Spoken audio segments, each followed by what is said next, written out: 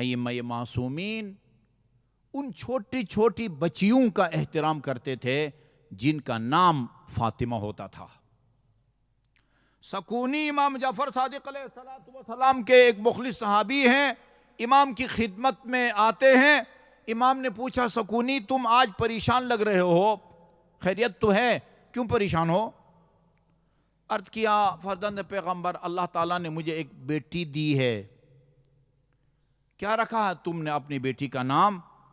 اس روایت کو بھی مرحوم قزوینی نے لکھا ہے، مولا میں نے اپنی بیٹی کا نام فاطمہ رکھا ہے۔ خدا جانے کیا امام کو یاد آیا، کیا خیال آیا، فرمایا اما اذا سمیتہا فاطمہ۔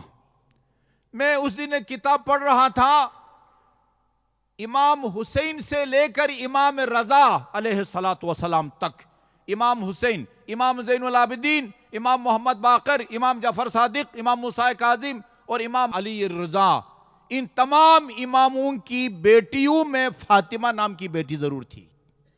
سب اماموں نے اپنی بیٹیوں میں کسی نہ کسی بیٹی کا نام فاطمہ ضرور رکھا تھا، بابرکت نام ہے۔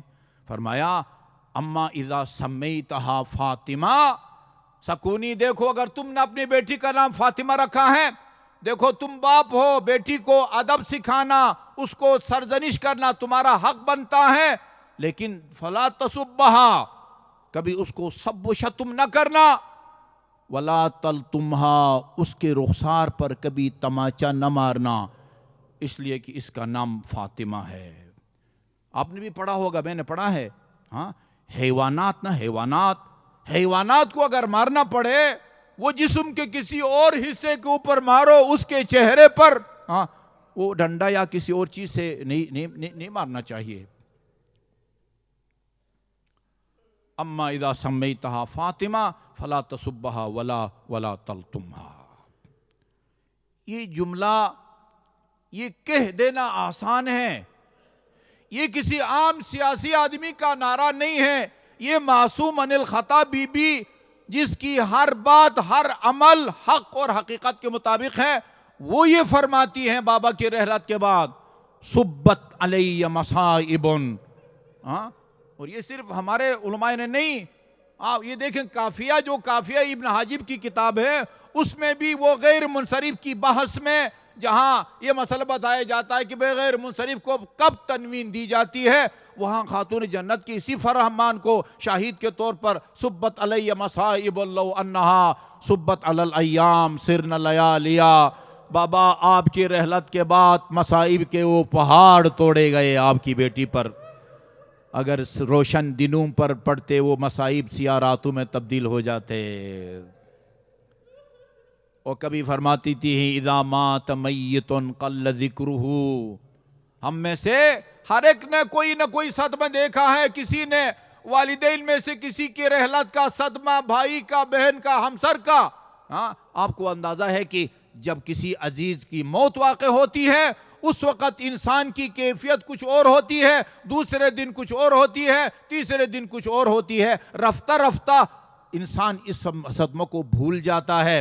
اس کی وجہ یہ ہوتی ہے کہ وقت گزرنے کے ساتھ ساتھ بندہ بھول جاتا ہے، لوگ آتے ہیں، تسلیت دیتے ہیں، رویا جاتا ہے، رونے کے نتیجے میں مصیبت کا بوجھ ہلکا ہو جاتا ہے۔ یہ دنیا کی واحد مظلومہ ہے، اذا مات میت قل ذکرہ، اس دنیا میں جب کسی کا عزیز مرتا ہے، بچھڑتا ہے، وقت گزرنے کے ساتھ ساتھ اس کے ذکر کو لوگ بھول جاتے ہیں۔ وَالذِّكْرُ أَبِي مُنْذُ مَاتَ وَاللَّهُ أَزْيَدُ، بابا کی رحلت کے بعد وقت گزرنے کے ساتھ ساتھ بابا کے فراق کا صدمہ، مصیبت اور تازہ ہوتی جاتی ہے۔ اس کی وجہ یہ ہوتی ہے عزادارو، آداب ہیں میت کے، جس گھر میں مصیبت ہو، کسی کا عزیز بچھڑ گیا ہو، اس گھر میں جایا جاتا ہے۔ حکم یہ ہے کہ اس گھر میں اب وہ کھانا نہ پکے، لوگ کھانا لے کے صاحب مصیبت کے گھر پہنچایا کرتے ہیں۔ اچھی روایت ہے، 3 دن ہفتہ مجلس ہوتی ہے، امام کے فرمان پر عمل کیا جاتا ہے۔ او سمعتم بغریب او قتیل فاندبونی، جب تمہارے کسی کے گھر میں کوئی موت واقع ہو، اپنے مرحوم پر رونے کے بجائے میرے مصائب کو یاد کر کے رو لیا کرو۔ امام کی ہدایات پر عمل کر کے روتے ہیں، یہ وہ مظلومہ ہے کہ جس کو بابا کے فراق کے بعد جی بھر کے رونے بھی نہیں دیا گیا، جی بھر کے رونے نہیں دیا گیا۔ باضابطہ لوگوں نے امیر المومنین سے درخواست کی، پیغام پہنچایا، علی فاطمہ سے کہیں یا آپ دن کو رویا کریں ہم رات کو آرام کریں، یا رات کو رویا کریں ہم دن کو آرام کریں۔ ہاں، خاتون جنت نعوذ باللہ کوئی مائک لگا کے روتی تھی، مدینہ کی گلی کوچوں میں آپ کی رونے کی آواز گونجتی تھی۔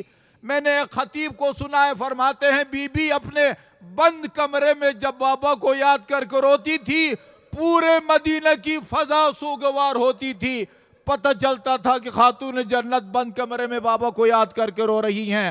امیر المومنین نے وہ پہنچایا، مسلمانوں کا پیغام پہنچایا، فرمایا یا علی ان لوگوں سے کہیں پہلے تو ان کو بتائیں کہ اب میں اس دنیا میں زیادہ دن زندہ نہیں ہوں، کچھ دن میں ان کی مہمان ہوں، مگر ان کو بتائیں جب تک میں زندہ ہوں دن کو بھی روؤں گی رات کو بھی روؤں گی، ہاں میں تمہارے مدینہ شہر سے باہر نکل جاؤں گی۔ بیت الاحزان بنا کے دیا امیر المومنین نے۔ شیخ عباس قمی نے اپنی کتاب کا نام بیت الاحزان رکھا ہے جو خاتون جنت کے بارے میں لکھی ہے۔ وہ جگہ دکھاتے ہیں جہاں پر خاتون جنت صبح دونوں شہزادوں کو لے کے جاتی تھی، سارا دن بیت الاحزان میں بابا کو یاد کر کے روتی تھی اور شام کو واپس آتی تھی۔ ایک مصائب کا طوفان ہے اس جملہ میں، لم تزل بعد ابیہا، بابا کی شہادت کے بعد جتنے دن زندہ رہی، 75 دن یا 90 دن، معصبۃ الراس، ہر وقت رومال سے سر مبارک کو باندھے رکھتی تھی، منحدت الرکن، 18 سال کی عمر میں کمر جھک گئی تھی، محمرۃ العین، بی بی کی ایک آنکھ سرخ تھی۔ ہر بیمار اپنے سر میں درد محسوس کرتا ہے، یہ قابل فہم ہے۔ وہ رومال سے سر کو باندھا جاتا ہے، سکون ملتا ہے، کمزوری کے نتیجے میں انسان کی کمر جھک جاتی ہے۔ محمرۃ العین، ایک آنکھ اس سانحہ کے نتیجے میں سرخ تھی۔ بعض روایات میں نے پڑھا ہے اس کے بعد خاتون جنت امیر المومنین کے سامنے ہو کے دیکھتی نہیں تھی۔ ایسا نہ ہو علی کا پیمانہ صبر لبریز ہو۔